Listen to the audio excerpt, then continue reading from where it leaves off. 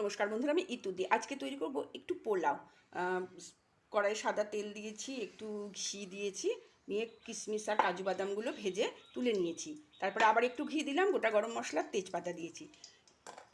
দিয়ে দেবো একটুখানি আদাটা একটু নেড়ে নেবো সামান্য। এবার দিয়ে দেবো জল ঝরিয়ে রাখা গোবিন্দভোগ চালটা, ভালো করে নেড়ে নেবো। একটু হলুদ দিয়ে দিলাম। চালটা ভালো করে নেড়ে নিয়েছি। এবার জল দিয়ে দেবো। 1 বাটি চাল নিলে 2 বাটি জল দিতে হবে। নুন চিনিটা একটু পরে দেবো।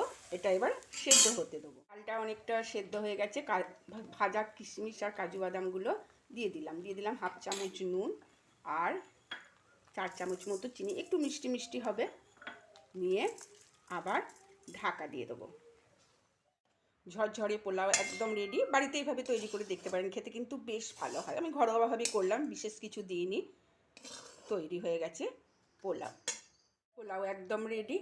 বাড়িতে তৈরি ঘরোয়া পোলাও ঢেলে ফেললাম ডিশে। আমার ভিডিও যারা দেখেন তাদের অসংখ্য ধন্যবাদ। এইভাবেই আমার পাশে থাকবেন। আজ আসি, টাটা।